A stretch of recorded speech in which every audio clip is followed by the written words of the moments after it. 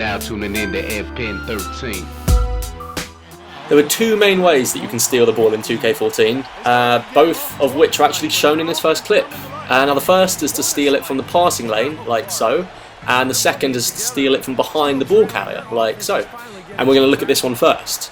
Now what I found essentially is that if you want to strip the ball carrier and steal it away from his dribble, the highest chance you have of doing that is from behind. I tried this out. I tried stealing it away from the dribble, from in front of the player, from when the player would be pulling off different ISO moves, and I just got the most steals from when I did it from behind.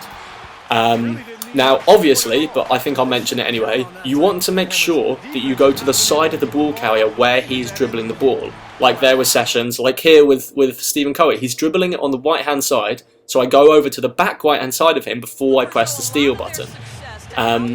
Now also, I found out that this works much more often when the opposition player is either standing still or just jogging up the court. It doesn't work that much when they're sprinting away from you, which is why in a lot of these clips, starting here with Rajon Rondo, you'll see that my player, I purposefully wait and go around the back of the player, like they'll pass the ball inbound from the first possession, and I'll be in front of the player. Like here, here we go, wait for this. So he passes it in, I'm ahead of him. I'll now purposefully bring my player around the back of him, over to the right hand side where he's dribbling the ball before I press the steal button.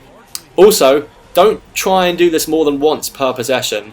2K will notice when you're trying to spam the steal button, and it will punish you for it. That's how I get my fouls, if I try and do this like twice or 3 times in a row. If it doesn't work, don't worry, just have a go at the next possession. Just focus on something else on the defensive end. Now the only special skill that can actually help you with this next way of stealing from the passing lane is Interceptor, so make sure you have that if you don't already, because it's really helpful.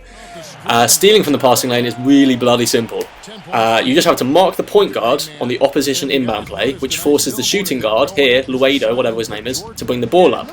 Now 95% of the time, the shooting guard is then going to look to pass back to the point guard straight away.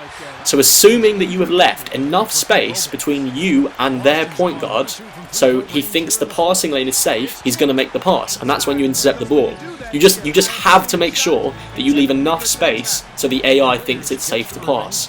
In these clips, you'll see my player, he'll track the opposition point guard all the way down the court, but then I'll keep running just like an extra foot or so, which leaves their point guard open for a split second, and that's when I dive in and get the steal. It's more about anticipation than anything else, but if you just mark the point guard and you don't offer any sort of passing lane and you just cover the point guard explicitly, the shooting guard is just going to drive by himself and he won't pass it. You have to make sure that a passing lane is available. Everything you do is just so that you are already in a position to steal. This works all over the court. It works on inbound plays. It works if like there's a play developing like here and I can sense that he's going to pass it over here, so I dive in and get it.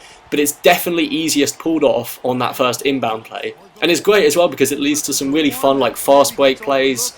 And it's also very similar to 2K13 as well. I just found it was much easier on 2K14, which I guess is good because it makes the game more enjoyable. So yes, I hope you enjoyed this. I hope it was helpful. If you have any questions, feel free to ask in the comments. But otherwise, yeah, have a nice day, and I'll speak to you soon.